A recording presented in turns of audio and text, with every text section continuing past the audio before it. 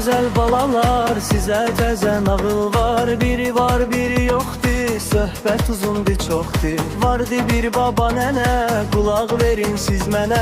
Baba deyir ki bir gün qoğal bişir mənim üçün. Nənə etmir etiraz, hazırlıq görür biraz. Nənə yoğurur xəmir, yuxarıdan gəlib əmir. Batıraraq xamaya, qoyubdu qızarmaya. Sonra soyumaq üçün, bir hava almaq üçün qoyubdu pəncərəyə, qoğal canlanır nəyə? Birdən masaya düşür, döşəməyə sürüşür. Qapıdan çıxır çölə, bağçaya gedir belə. Həyətdən caya-caya, çataraq darvazaya.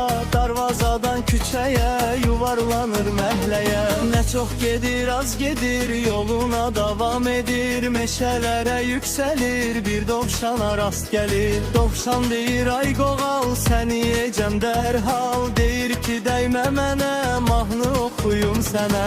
Razılaşır bu dovşan, qoğal oxuyur o an. Undum qoğal olmuşam, süd ilə yoğrulmuşam. Nənədən də qaçmışam, babadan da qaçmışam. Səndən nə var qaçmağa? Başlayır fırlanmağa, yenə də dığırlanır, meşə içrə fırlanır. Gedir çıxır gör hara, rast olur canavara.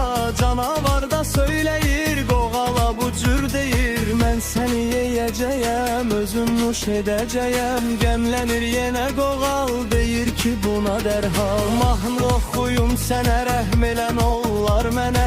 Bu sözü qoğal deyir, mahnısını söyləyir. Undum qoğal olmuşam, süd ilə yoğrulmuşam. Nənədən də qaçmışam, babadan da qaçmışam. Qaçdım hələ dovşandan, deyib fırlanır yandan. Fırlanaraq meşədə görür ayı vaydada.